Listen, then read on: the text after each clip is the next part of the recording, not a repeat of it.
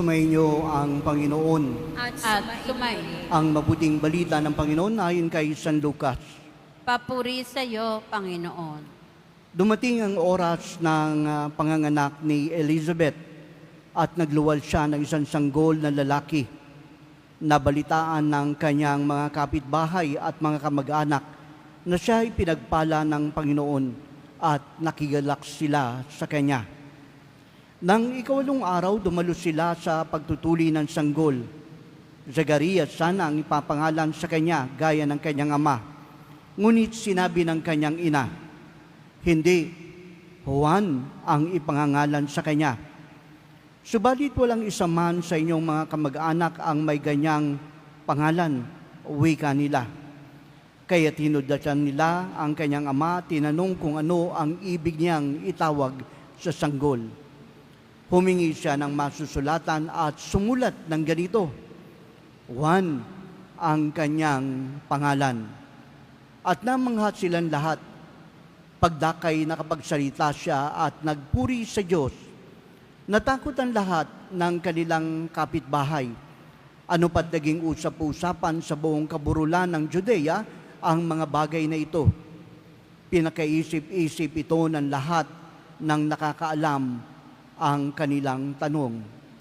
Magiging ano kaya ang batang ito, sabagat maliwanag na sumasa kanya ang Panginoon. Lumaki ang bata at naging malakas ang kanyang espiritu. Siya'y tumira sa ilang hanggang sa araw na magpapakilala siya sa Israel.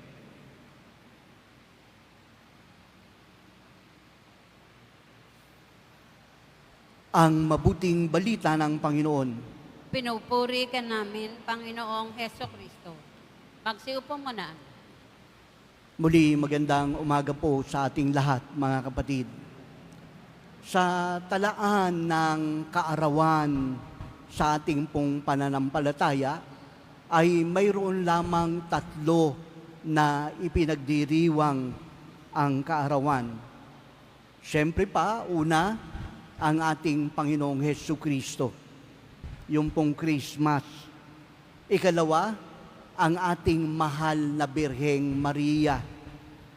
At ikatlo, walang iba kundi si San Juan Bautista.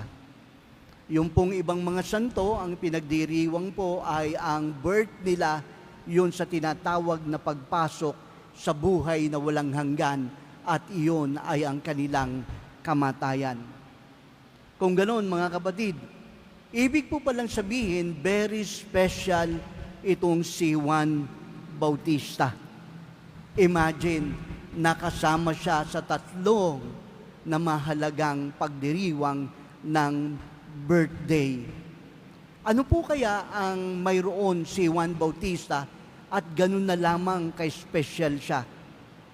Ang kanya pong pangunahing gampanan o gampanin ay ang tinatawag po nating pagpapahayag ng mabuting balita. At yung po raw yung paghanda sa daraanan ng Panginoon. At umaalingaw-ngaw ang kanyang pagpapahayag. Repent, for the kingdom of God is at hand.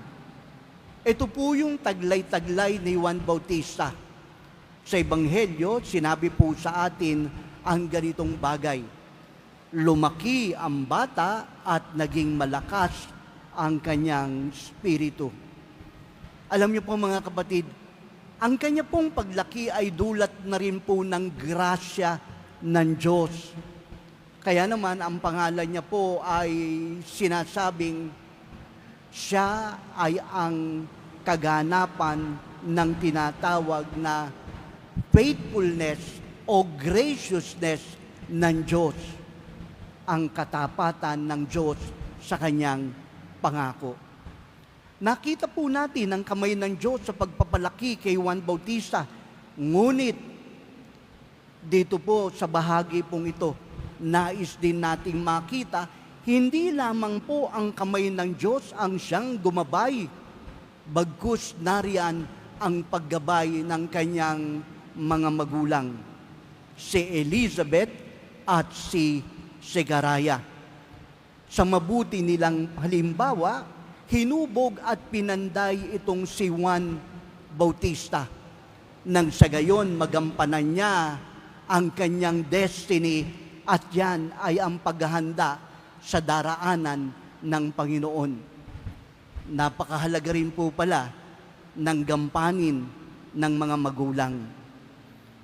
Ngayon po sa panahon po natin, paano po kaya natin ginagampanan ang ating pong mga tungkulin bilang mga magulang nang sa gayon maabot po ng ating mga anak kung ano ang kanila pong destinasyon. Kakalungkot pong sabihin, nito lamang pong nakaraan Lunes ay mayroong 2 bata sa Tacloban na namaril at ilan po ang napatay at nasugatan. Hindi lang po yan. Meron pa pong mga menor de edad dito sa bahagi ng Cavite na nanaksak. Ano po ngayon ang ating pong pwedeng sabihin at pwede nating isipin? Ito po kaya ay ang pagpapabaya ng mga magulang sa kanilang gampanin. Mga kapatid, sa araw pong ito, pinapaalalahanan po tayo ng ating pong responsibilidad. Ang responsibilidad natin na hubugin ang ating mga anak. At hindi pabayaan ang social medias o ang mga tinatawag po nating games sa internet tulad ng Gora Box na mangibabaw at sila mismo ang humubog sa kaisipan, sa pagkilos at sa puso ng mga kabataan. Responsibilidad po natin na pangalagaan at hubugin ang ating mga anak sa diwa ng ating pong pananampalataya. Kasi kung iniisip po natin ang ating pong mga anak ay handog ng Diyos, therefore, ang sabi po sa atin na ito, bawat handog ay may kaakibat na responsibilidad at ito po ang dapat po nating yakapin. Oo, sasabihin niyo po sa akin, Father, mahal ko po ang anak ko kaya ako binigyan ng cellphone. Sandali lang po.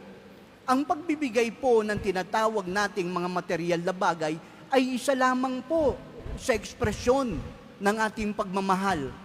Ngunit sa taluktok po ng ating pong responsibilidad, hindi ito na ibibigay sa magitan ng mga material na bagay.